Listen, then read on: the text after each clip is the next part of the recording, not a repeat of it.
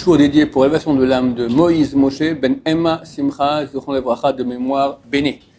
Dans le cadre de notre rubrique Les jours de la Paracha, le commentaire sur Parashat Chukat.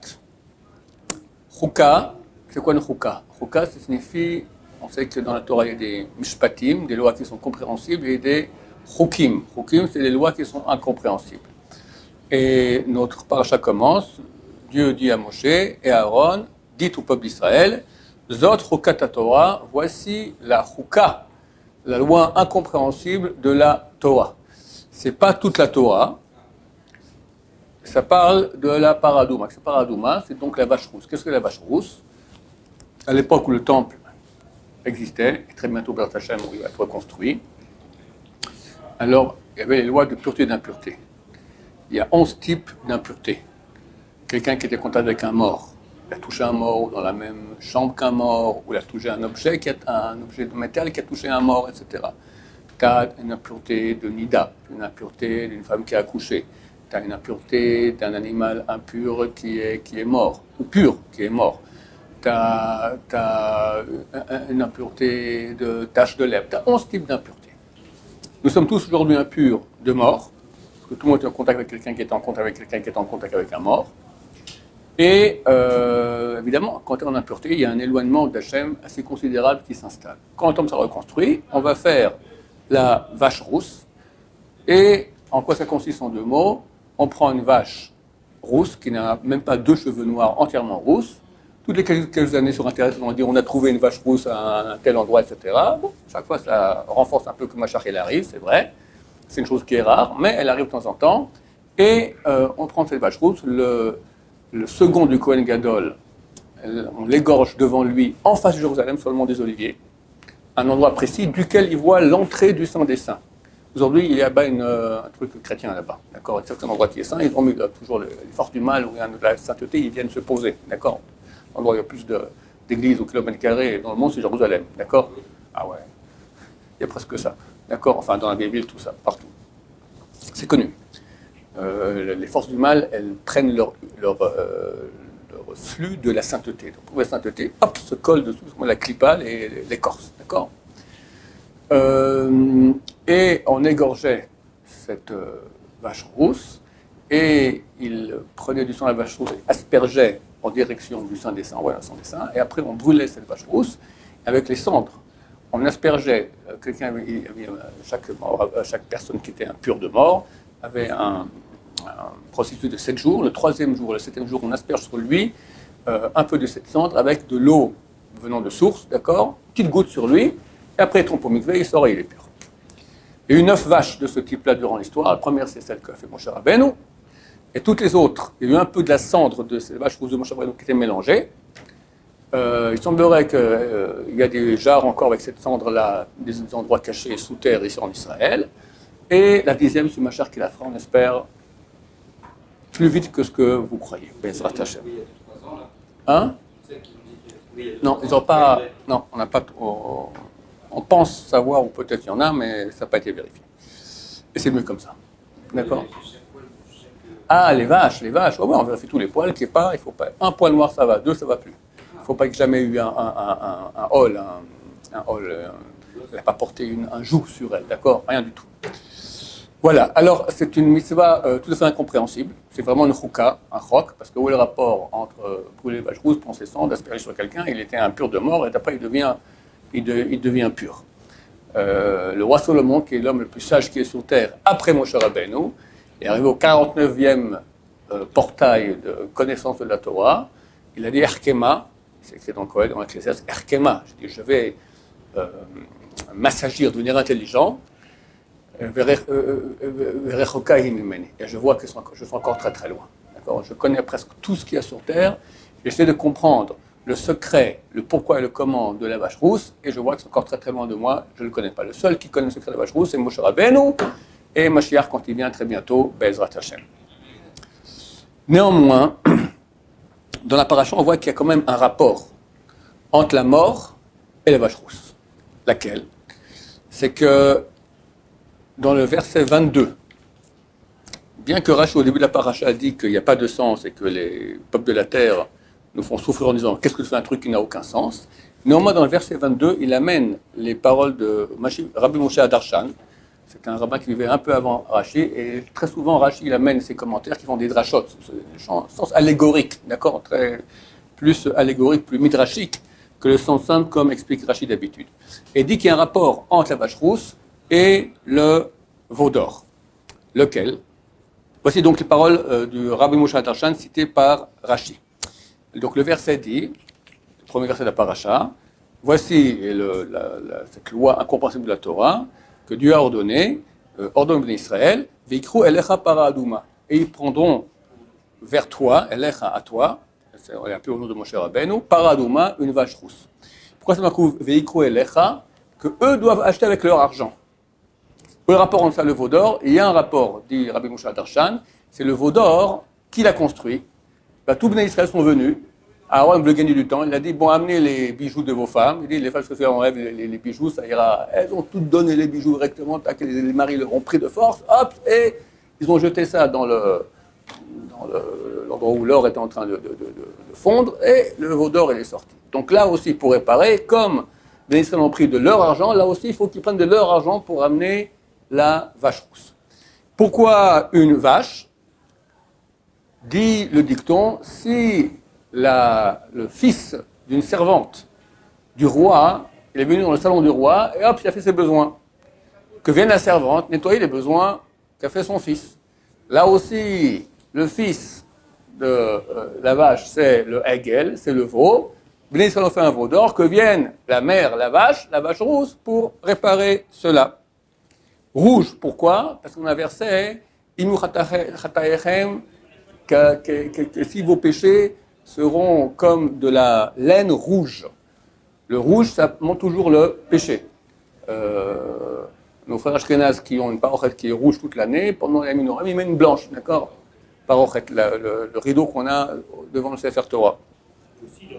Nous, chez nous ici, elle n'est pas rouge, et chez beaucoup, c'est pas rouge. C'est moins rouge chez nous que chez eux. En tout cas, tout le monde met blanc pour Emunoraim, pour montrer qu'il n'y a plus de rouge. D'accord, rouge, c'est les dinim, ça rappelle les péchés. Temima, il ne faut pas qu'elle ait aucun défaut, elle doit être parfaite. Béné Israël était parfait, et au veau d'or, ils sont devenus les moum, ils ont reçu un défaut. Alors là, maintenant, il faut une parfaite qui va venir pour faire le tikkun. Tous les versets qui est de l'ordonnance donc, de cette paradouma, qu'il n'y a pas de joug qui est monté dessus. Comme Béné Israël a enlevé sur eux le joug divin, la royauté divine, là, il faut prendre maintenant une vache qui, elle, non plus n'a pas de joug. D'accord? Donc, on voit qu'il y a quand même une correspondance. Alors, le rapport entre cela et la mort, tout simplement, lorsque Béné Israël est au mont Sinaï, c'est marqué qu'ils ont reçu les tables de la loi, c'est marqué que les paroles étaient charout à la louchot. Charout, gravé sur les tables. Et les sages israéliens ont dit, ne lis pas charout, lis cherout. Cherout, ça veut dire libre. Cherout, c'est liberté. Vous êtes libéré de l'ange de la mort. Après qu'on a vu Dieu au mont Sinaï, nous sommes devenus des êtres divins. Comme on dit dans les Teilim, j'ai noté ici le verset, Amarti Elokim atem, j'ai dit, vous serez des dieux, vous êtes des dieux. Ubnei Elyon kulchem, les enfants du supérieur, vous êtes. Ça, c'était au mont Sinaï. Il a fait le veau d'or 40 jours plus tard, Achen kadam temutun, maintenant comme des hommes, vous mourrez. On était devenus comme l'homme antécédent avant le péché originel, qui n'était pas puni de mort, il était éternel. On est arrivé à ce niveau-là au mont Sinaï.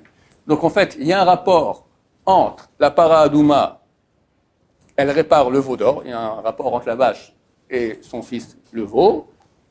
Et pourquoi par le para-adouma on est purifié de la mort? Parce qu'il y a un rapport entre le veau d'or et la mort. Parce qu'à cause du veau d'or, on a touché à la mort.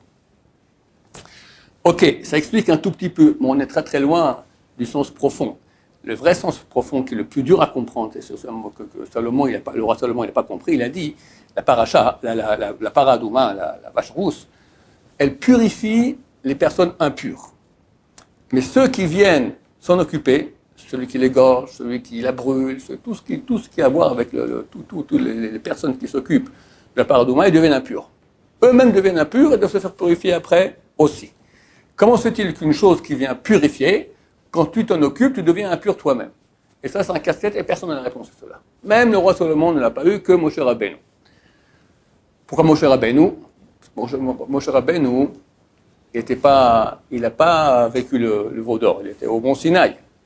Il y en a qui disent non, mais il y a Yoshua aussi, son second qui est resté au Mont Sinaï, et toute la tribu de Lévi qui n'a pas péché au veau d'or. Alors on dit oui, mais vu que j'étais avec le peuple d'Israël quand même, ça, on est tous ensemble. Moshe Rabbeinu était tellement haut avec Hachem, il était dans une autre. C'est pour ça que c'est le seul qui n'est pas mort. Moshe Rabbeinu n'est pas mort de mort normale. Il est mort mitatishika. La Shrina est venue et on peut dire qu'il est monté vivant au Gan Eden. Le Beth Halevi, il donne comme une explication assez intéressante. Il dit comme ça. Quel était le péché du veau d'or? Beaucoup de gens croient que c'était parce qu'ils ont fait Avodah Zarah, ils ont fait une idole. La majorité des Rishonim, des grands rabbins médiévaux, dont le Ramban, et Rabbeinu Bar Chaya, disent pas du tout. En aucun cas, c'est pas du tout de l'idolâtrie. C'était quoi? Qu'est-ce qu'ils ont voulu faire? Ils voient que Moshe Rabbeinu, il part au Mont Sinaï. 40 jours, il ne revient pas. Ils sont trompés dans le compte des jours. S'il dit un être humain peut vivre comme ça 40 jours sans manger et boire, certainement il est mort. En plus, le Yetzirah leur a fait voir un lit comme ça, un cercueil comme si Moshe Rabbeinu était dedans, donc ils ont cru que c'est fini. Alors ils ont dit, bon, qu'est-ce qu'on fait? Grâce à Moshe, on a eu un contact avec Hachem. Moshe c'était un prophète, il y avait la présence divine sur lui. D'accord? La Shrina était sur Moshe Rabbeinu. On veut amener la Shrina ici parmi nous. On veut faire comme c'était ça le rôle du sanctuaire, d'accord? Amener la présence divine parmi nous. Alors qu'est-ce qu'on va faire? On va faire un veau. Où le rapport entre ça et un veau? C'est marqué dans Cheskel. Cheskel, dans le premier chapitre, il raconte la Merkava. Il a une vision de Dieu, d'accord? Et il raconte qu'est-ce qu'il voit, les anges, machin, etc. Et là-bas, il dit qu'il y a les créatures célestes, elles ont des pieds de veau. La plante des pieds de veau. Alors, Bnei Israël, au Mont Sinaï, n'ont pas pu voir Dieu, parce qu'on ne peut pas le voir complètement, mais ils ont vu comme une vision, et ils ont vu là-bas des pieds de veau. Donc, il dit, s'il y a des pieds de veau, qu'est-ce qu'il y a au-dessus du pied de veau? Un veau. Très bien. On va faire un veau. Et le but, c'était servir Hachem. Alors, où est le péché? Oh, excellent. Comment tu sais ça? Très bien. Le péché, c'est le Beth Halevi qui dit ça. Le péché est, tu veux maintenant amener la Shrina. Très bien, mais c'est toi qui décides comment faire avec ton esprit. Tu as vu un veau, donc tu fais un veau. C'est quoi ces manières-là? Comme les deux fils de Aaron, Nadab et Abihu, ils ont dit, allez, on prend maintenant de l'encens, on amène. Quelqu'un t'a demandé, qu'est-ce que tu fais? On fait ce qu'on veut ici dans ce monde. Il y a un Dieu, il te dit, tu fais. Il te dit pas, tu fais pas. C'était ça le grand péché. Aller et faire une chose que Dieu n'a pas ordonnée, comme nous on pense, c'est ça le veau d'or, c'est ça le plus grave péché. Prise d'initiative, d'après notre esprit, sans demander à Dieu et sans recevoir l'autorisation de Dieu. C'est la Shem Shamaim, c'est soi-disant, c'est vrai. Mais tu ne peux pas aller à la place du roi décider quoi faire. Quelqu'un qui veut faire quelque chose de bien pour le roi, mais il fait ce qu'il veut, d'accord?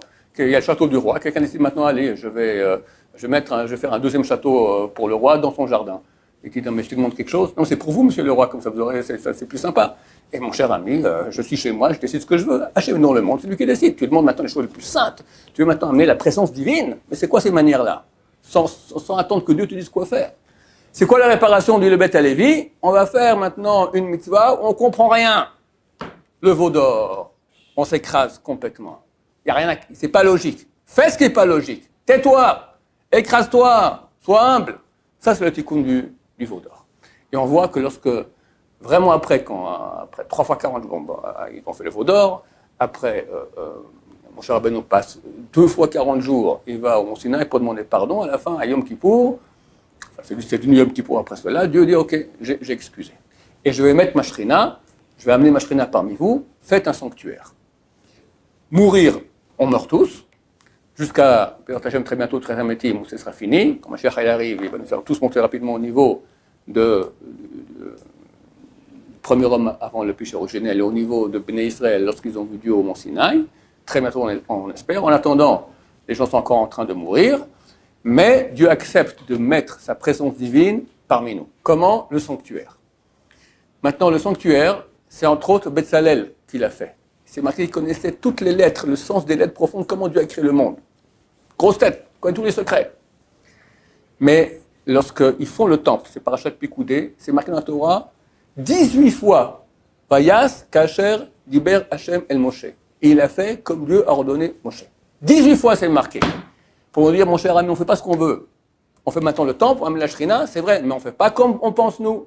Tout est ordonné par Hachem, exactement dans le moins de détail, et on fait ainsi. Il y a une explication sympa qui a été donnée aussi. Pourquoi est-ce que la vache rousse, elle impurifie les purs, elle purifie les impurs?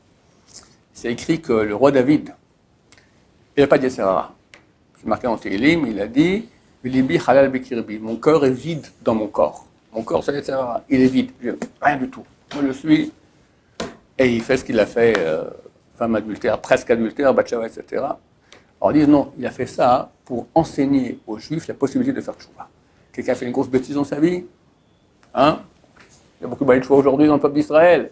Il peut dire, regarde ce que j'ai fait, c'est caresse, c'est mitam beddin, d'accord, l'adultère, c'est strangulation, c'est Hilul Shabbat, j'ai connu une goya, chez Mishmor, qu'est-ce que j'en sais? Je suis fichu!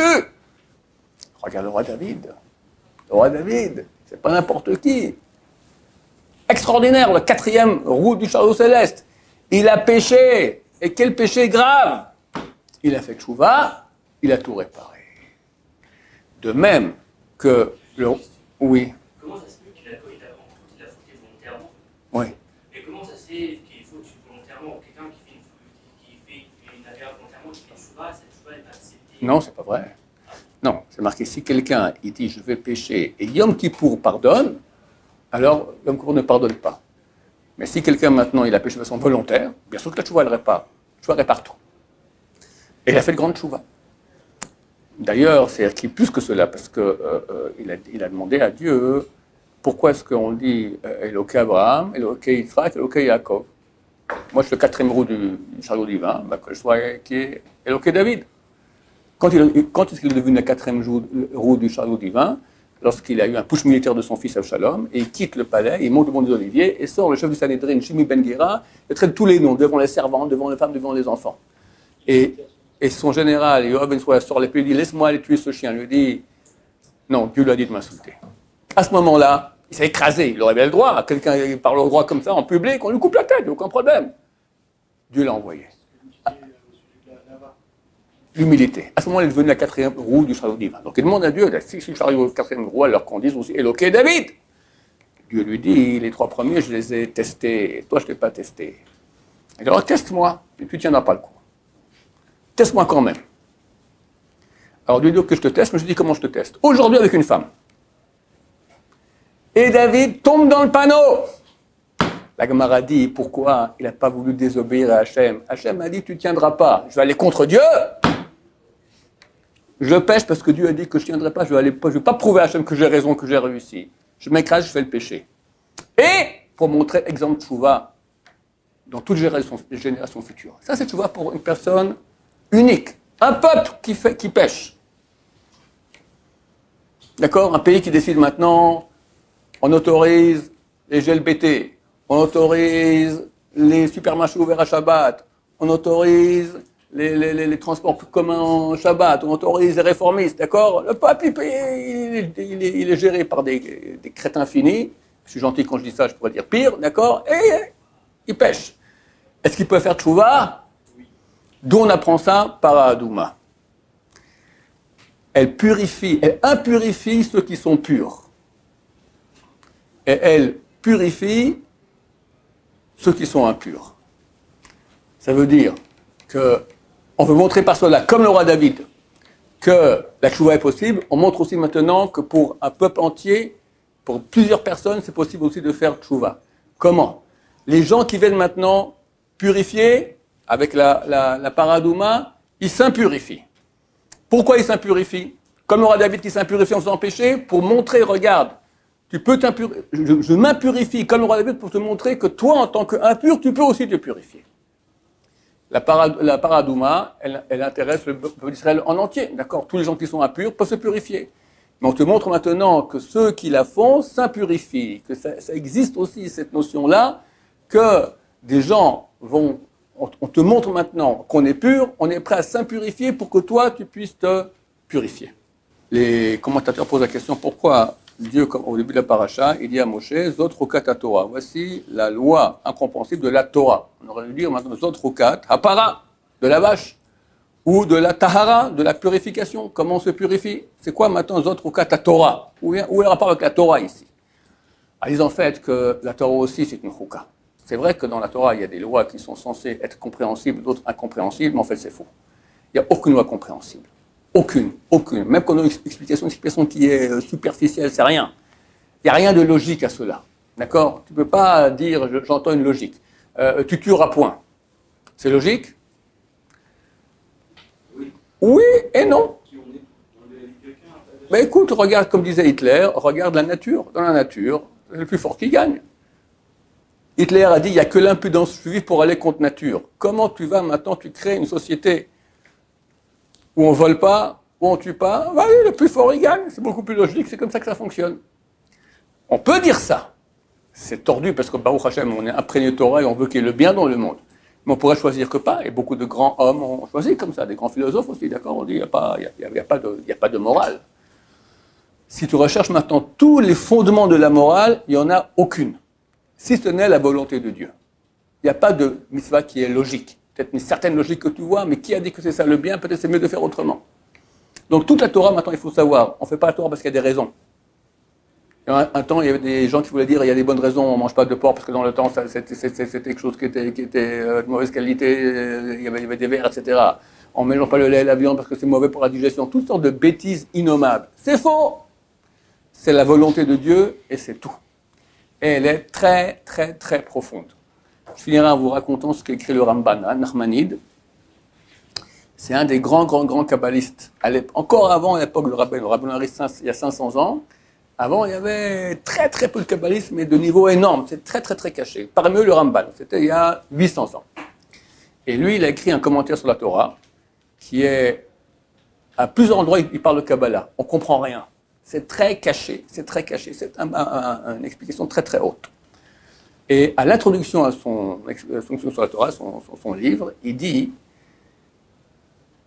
avec tout ce que je connais, c'est clair à mes yeux de façon la plus claire qu'il puisse y avoir, que ma sagesse, ma sagesse par rapport à la Torah, combien je comprends la Torah, c'est beaucoup moins que l'œuf d'une fourmi par rapport au soleil. Fais le rapport entre l'œuf d'une fourmi, je ne sais pas si c'est visible à l'œil nu, et prends le volume du soleil, c'est un rapport de combien? Il dit, ma sagesse par rapport à la sagesse de la Torah, elle est moins que cela, beaucoup moins qu'un œuf de fourmi. Et ça, c'est le Ramban qui parle. Le Gaon de Vilna, quand il disait le mot Ramban, il se mettait à trembler. D'accord? C'est énorme. C'est pas lui, excusez-moi, c'est son élève, le Rabbi Chaim de Volojine. Rabbi Chaim de Volojine, le Shabbat, il parlait en hébreu. Pas en yiddish. Un élève lui dit, et un jour il commence à parler de Gaon de Vilna, son maître. Alors un élève lui a dit, est-ce que le Gaon de Vilna était au niveau comme le Ramban? Le Chaim de Volojine était tellement choqué par la question, il a parlé en yiddish. Il a dit, avec tout ce que j'ai connu le Gaon de Vilna, combien il était haut, combien il connaissait, chaque fois qu'il dormait, il partait en yeshiva dans tout ça. Il est peut-être arrivé au niveau d'un élève du Ramban, le Gaon de Vilna. Donc voilà, messieurs. Très bientôt, Mashiach, il arrive, et nous, on va plonger dans les secrets extraordinaires de la Torah. Alors, M. Machou, il a dit que quand Mashiach vient, on va étudier. Il y a 4 niveaux de profondeur. Aujourd'hui, on est le plus haut, le plus superficiel. On va aller le plus profond très bientôt. Baruch Adonai, l'olam, amen, amen.